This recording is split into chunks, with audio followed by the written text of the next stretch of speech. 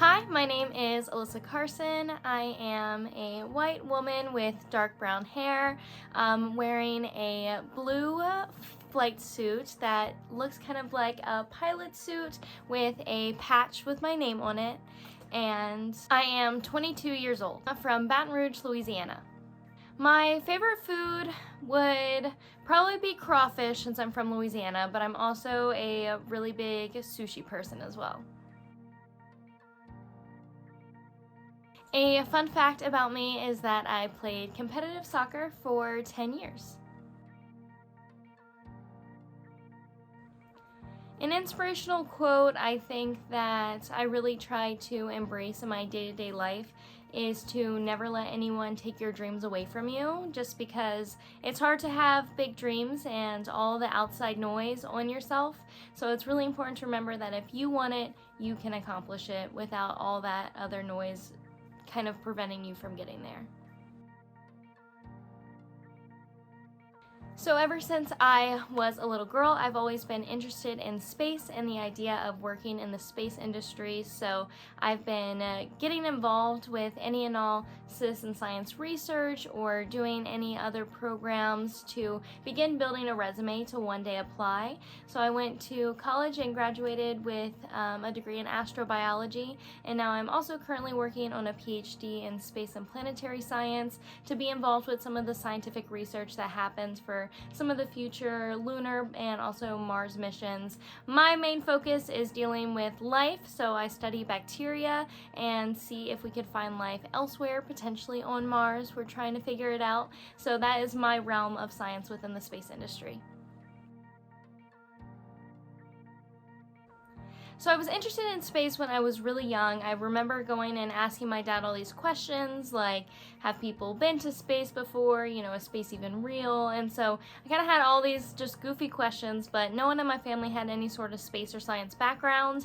And then we've tried to pinpoint it to like one moment that actually sparked all these questions, because it was very bizarre because we never really talked about space in the house. But really, our best guess is that it could have been an episode of The Backyardigans, which was a cartoon that was on Nickelodeon when I was a kid. They had a Mission to Mars episode where they pretended to travel to Mars and do research and stuff. So that's really our best guess as to what sparked some of those questions. But to be honest, we don't know exactly, but it was perhaps The Backyardigans. The first steps I really took was going to my local library, getting books and posters and videos and all this information about space, just because, like I said, no one in my family really had any background in space and didn't really have anything to teach me. And so I started going to those sort of resources.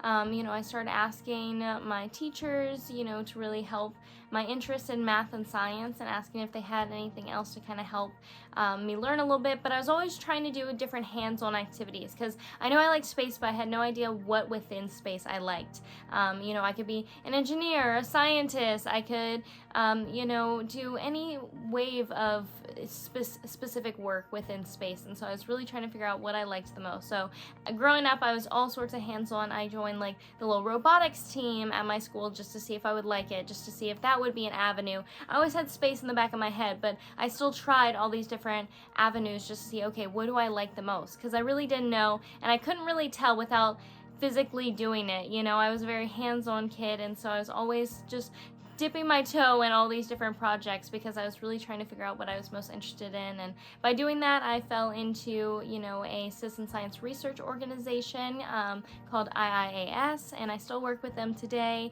which that was also really awesome because I was able to learn different areas of space, but also go out and do research with them, and that was working with spacesuits or microgravity flights, and able to really get a feel of the different areas of space that I would be most interested in. And eventually found my way into astrobiology and found out about it through someone that I met at a panel, and that has been that, and I've loved it pretty much ever since, and continued to work on my direct research focus actually within astrobiology. So you're always learning and figuring something out about yourself, and so I would definitely say that's what I did, and I think that's kind of one of the best things to do is just try, figure out what you like, and if you don't like it, switch to the next and keep going down that road. I think some of my main motivations have one kind of always been my passion for space.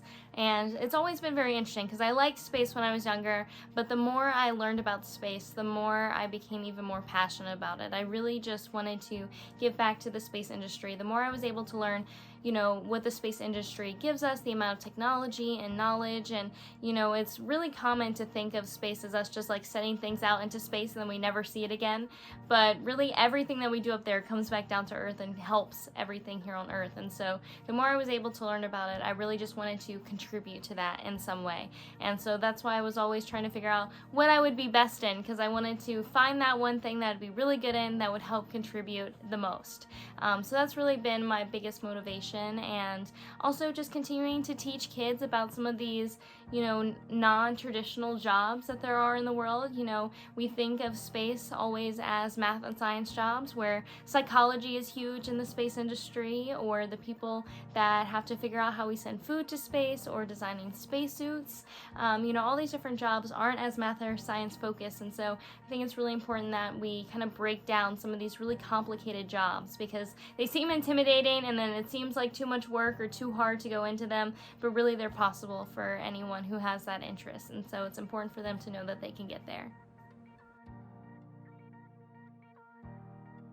So really the next steps for my journey is continuing with school. So I am starting my PhD program this fall.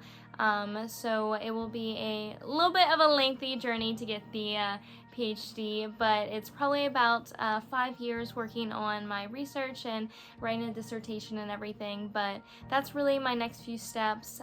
So primarily working on that. My research focus will be actually testing a species of bacteria called methanogens, and putting them through different stressors that are similar to the conditions on Mars, and seeing how they react to really see if it's possible that they could be living there. So that'll kind of be my realm for the next little while, but after that it's really just kind of waiting for the next astronaut selection process to open up. I would love to apply in the next selection process and then go from there, and eventually work. Research is really my big interest at the moment, so even after the PhD program I would likely just work for a space company still doing research or working and doing lab work.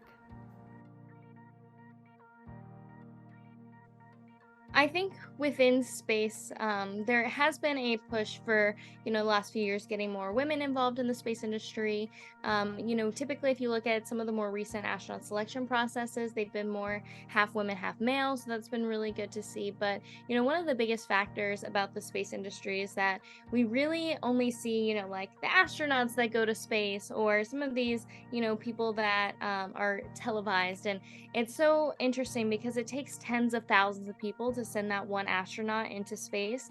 And it's really important that we're creating that diversity and inclusion of women across all those jobs. Because just because there's a female astronaut, but it was 90% males working on the rocket and the spacesuit and all the other components, I don't think that's necessarily an entire success. And so I think it's really important that we continue to not only, boast about some of these astronaut figures, but also just all the STEM jobs that are involved. And, it's been really amazing to see more and more women getting involved and working in these STEM fields. And I really hope it just continues to go in that direction. And seeing more girls get interested in space and STEM has been really exciting for me. I love telling girls about all the different things they can do, because, again, a lot of the time they don't really realize all the jobs that they could go into. They maybe think, it's just an engineer.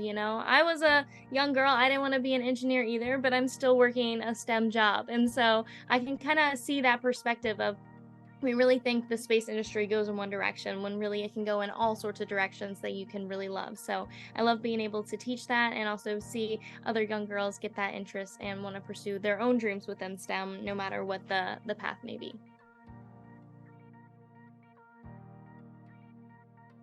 Yeah, I think that kind of going back to, my roots, I was really just raised by my dad. So it was just me and my dad, was like the whole family. And then we were just kind of like a tag team to do things together. And I think that had a big impact. I was doing things with him. So I feel like I also grew up very quickly by being like an only child and being with my dad.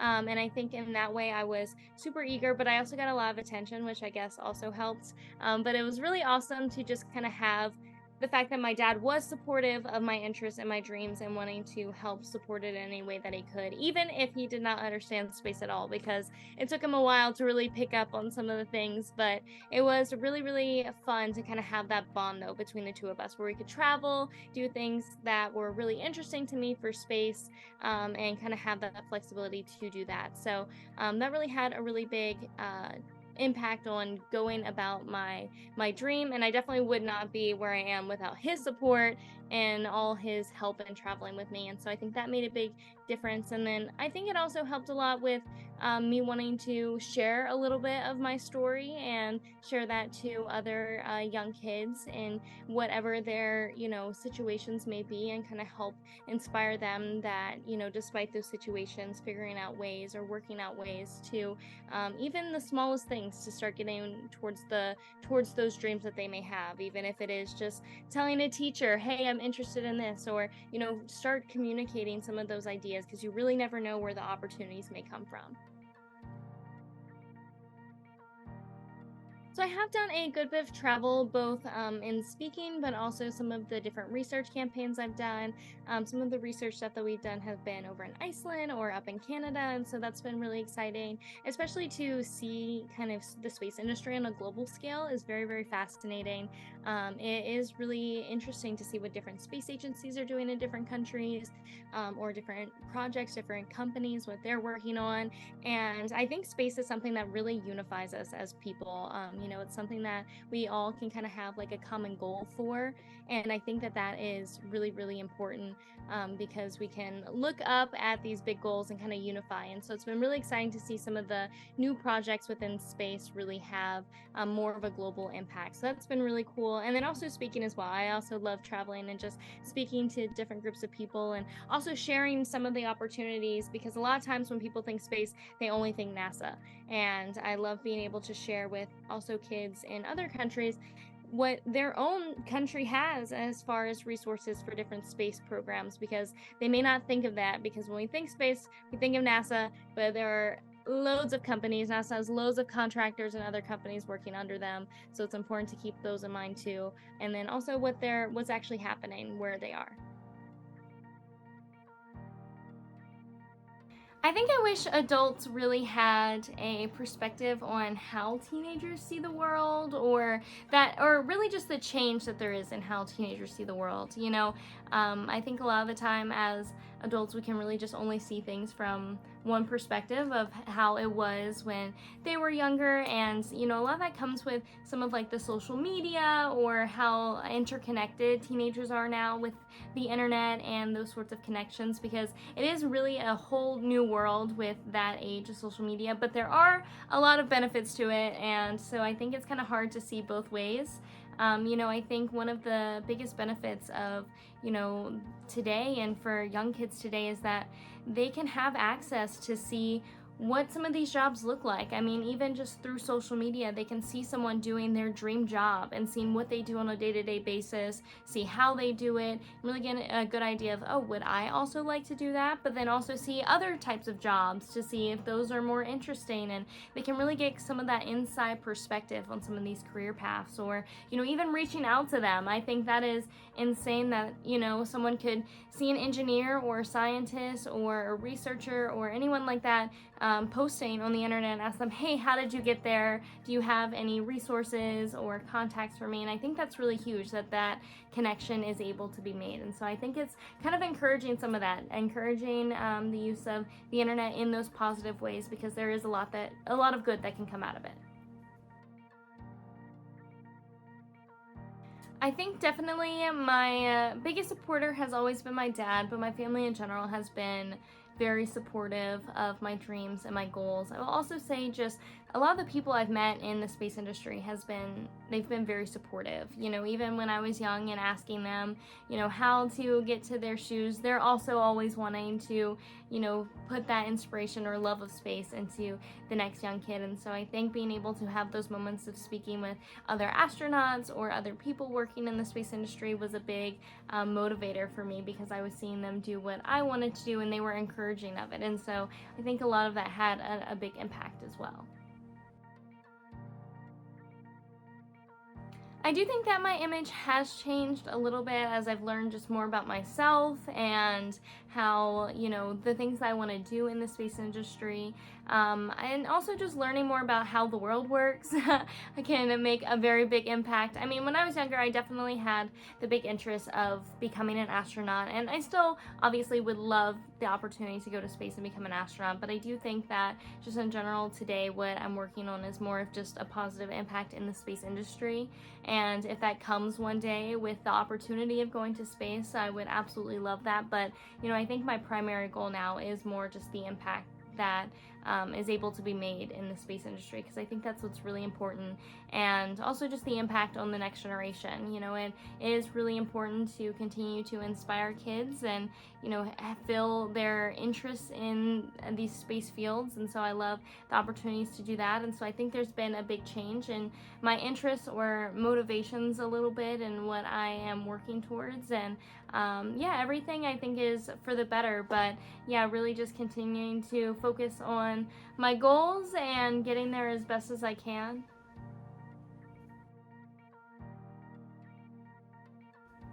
I will say one of the biggest things that's changed about others is definitely as I've aged, because it has been really difficult when, for example, I was younger and I really wanted to get involved and do very serious work in the space industry, because that's what I wanted to do as a career, and so I was taking everything very seriously. But getting that across when I was younger was very difficult, because a lot of people would just see me as a young kid who didn't know what they were talking about, and they were just doing kid things. And so I really wanted to be taken seriously and to get the opportunity to do some of those things. But a lot of time it was kind of a fight, or I remember I used to, anytime I would meet someone, I would always try to throw like big words out to really prove that I was serious or knew what I was talking about. And so always kind of adding that extra layer to be taken seriously. And so I think that has kind of evolved, especially now that I've gotten older.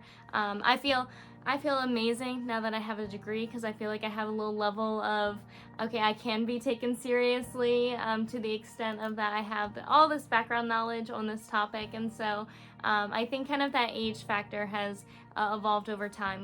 Now I feel much more of a professional now that I'm older and can be taken seriously in a lot of those professional conversations. And I was lucky to be able to get some of those professional conversations when I was younger, but it feels really nice now to even have that all the time, especially working in research and different aspects of the space industry.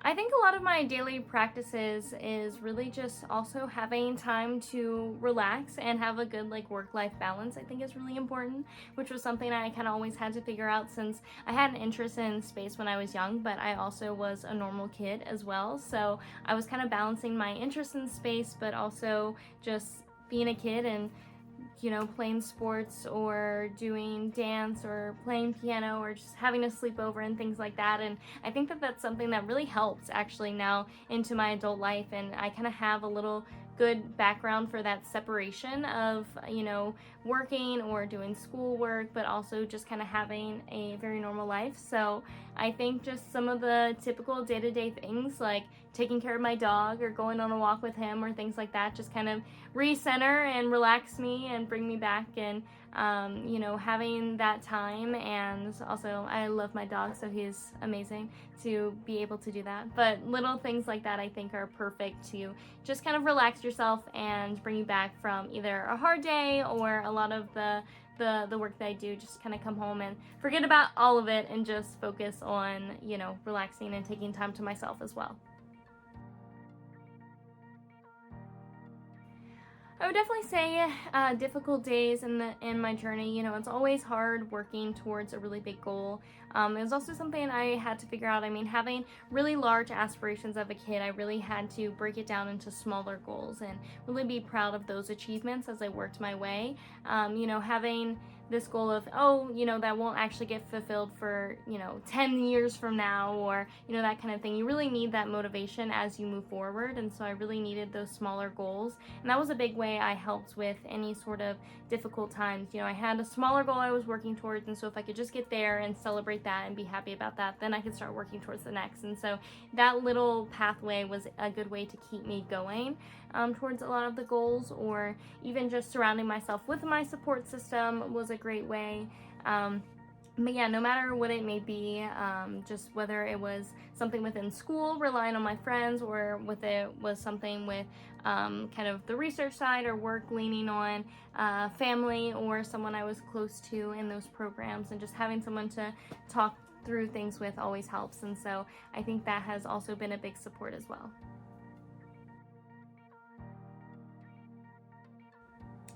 The biggest thing that I am proud of is actually much more my speaking and talking with kids, much more than my research. I love my research and the impact it will eventually have, but being able to really talk to kids and then see their faces light up, or really have them come to me afterward and be like, I want to be an astronaut now, or, you know, any of those little moments, I think is really what I am most proud of. Being able to have an impact and touch even just a few kids, I think is really important, and really having them believe in their own dreams is the biggest thing that I can provide to them, and show them that pathway and show them that opportunity that they can make it happen is the greatest thing that I can give them. So I'm really proud to be able to be in a place to be able to do that, and be able to continue to speak to kids, and even at all ages. That's probably my favorite thing to do, is anytime I get a time to go and speak to kids and share a little bit of my story, and also a little bit about space. And you know, it's really fun because with kids you can really layer up all the cool sides of space to get them excited. You know, you can tell them, you know, you can like do research, but like you could study asteroids or black holes, or, you know, all the really fun stuff that is going on, because those are all jobs as well. And so it's really fun to share those sides of them, because they get the most excited about that stuff. They like the cool stuff. So that's why that's probably my favorite. I think I have been inspired by some pop culture. You know, it is really interesting to actually. So astrobiology that I work in is a very niche field within the space industry, and so I've never really found that many other people who are involved in astrobiology. It was really interesting because I started following this astrobiology girl on TikTok, and started following like her research and what she was doing. And then I went to Switzerland actually on this trip, because they had done a lunar habitat at a school over there, and I was going to look at it. And she was also on this trip, and it was just one of like the coolest like crosses that I like have had to actually see someone that I followed on the internet, specifically within astrobiology, and be able to like nerd out with her and ask her about her astrobiology background in comparison to mine and stuff. And so that was a really big impact I think I had. And then also just in general, the pop culture side of space is so interesting. So I think space is, you know, a big topic of, you know, movies or TV shows or just on the internet. And so it is really interesting actually to see like how the public perceives space versus what actually happens in space. You know, not some, but a lot of space movies are very exaggerated. So sometimes it's a lot of, you know, telling like my friends like, yeah, like you don't just fly off the spacecraft, you know, astronauts are safe, and kind of sharing that knowledge. But I think that's why kind of STEM communication and really teaching people about space is so important, because I think a lot of people are scared or don't really have much of an interest in space, because they kind of think of only the pop culture side of space. They think of it as this like big scary place that not really much happens, and it's just horrible and all these crazy things happen. And so we kind of get caught up in that science fiction and pop culture side of space. So it is kind of really fun to merge the two of real space and pop culture, and really share, you know, yeah, it's really cool that we have these shows about this, but this is actually like some of this stuff really does happen in real life, and we are able to do it. And so it's really cool to see that cross.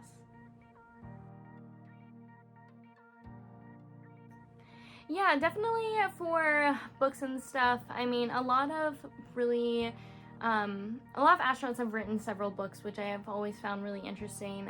A big one that I enjoyed, Clay Anderson. He is an astronaut, and I always found his story pretty inspirational because he basically applied to the astronaut selection process 7 times before he got selected.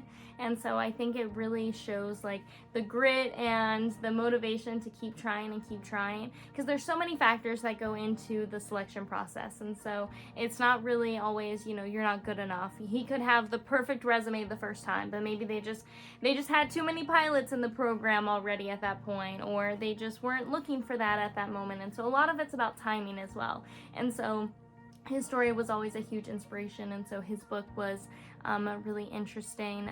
Winston Scott is another astronaut who had a really good story as well. A lot of astronauts share their perspective, basically of life, basically after traveling to space and seeing the Earth from that perspective. And so they write about that a lot in their books, and Winston Scott is one who also did that, and he has a really cool perspective of seeing the Earth actually as so small, and thinking, you know, we think we have this huge planet, and looking at from space it's so small, and it's just crazy to think, you know, sometimes how we treat the planet or even how we treat each other. It's kind of crazy that we even go through all that, given, you know, what a small place we have in space is. So some of that is also really interesting and motivating to have that perspective on some of the actions that we just do in our day-to-day lives. So I think I would tell my younger self to really enjoy all the moments. I think I got a lot of really cool opportunities as a kid, and so I would really just want her to soak them up even more and really appreciate every single moment that there was, and yeah, really just cherish all of those moments and opportunities, whether it was, you know, within the space stuff or even outside of it. Just looking back on childhood, it's just so easy to just want to soak it up even more, and I think I would really tell her to do that and continue to just live in a lot of those moments. But I think it differs a lot from my future self. I think I also want my future self to be reminded to soak up those moments. I always like yell at myself, you know, like take more photos, or you know, like try to remember things more, and because I have a horrible memory, so usually without like some sort of photo I like forget about it. So I try to like really push to like do some of those, but I think also at the same time, you know, staying true to myself is a big thing that I want to continue and teach my future self as well, is, you know, really stick to what I know and what I believe in, and continue to work down that road, and especially going into adulthood, really not being swayed by some of the outside noise, and really just sticking to what I know to be true and what I'm working on, and staying focused in that way, and, you know, keeping that close-knit, you know, support system around me as well to kind of bring me along through that journey. I think what I want to be remembered for is just my impact in the space industry, or really on people in general. Just kind of remembered for what I was able to do for either other kids or even just the space industry. You know, a lot of what I'm trying to work towards in the space industry is really kind of like planting seeds for future generations, and that's really the goal of the space industry in general. Everything that we do in space has very long-term goals, and a lot of these long-term goals aren't within our lifetime goals. They are very long-term goals, and I've always seen that, you know, when learning about future missions to Mars, they were looking at, you know, potentially terraforming Mars, potentially colonizing Mars, living on Mars. All of that is not for my lifetime. All of that is working so the next generation has more resources, another place to live, or new opportunities, and really preparing for that future generations to be able to leave Earth and kind of have other places to live, even if, you know, we do stay on Earth obviously for a while, because we're not quite there yet, but just even if something were to happen, having that technology and opportunity to leave, or still have ways to keep the human race continuing on, I think is really important. And space is really one of those only perspectives to really think in that way, and I think that's always been really interesting. And so really just wanting to have those seeds set in place, and be part of those beginnings, so that those future generations have those opportunities later on. Yeah, so my my perspective on aliens has always been that I do believe that there is aliens somewhere. If you just kind of take a moment to think about the universe, and it's just too big. It's too big for there to be nothing else out there. Really just getting a perspective of that we're one planet in one solar system in one galaxy of trillions and trillions of them out there, and the universe is absolutely massive. Space is a really hard concept for a lot of people to wrap their heads around because of how large things really are. Even just trying to think of how large the sun is, and the sun really isn't that big of a sun. It's kind of on the smaller scale. So really trying to get your mind around some of these larger things. Or one thing that I love is, if you look up at the sky and you see all the stars in the sky, all of those are suns, meaning all of them have planets around them. And so think about every star has let's just say us, 7, 8, 9 planets. That is so many opportunities just from the little bit that we're seeing every single night. And so I definitely think that there is something somewhere.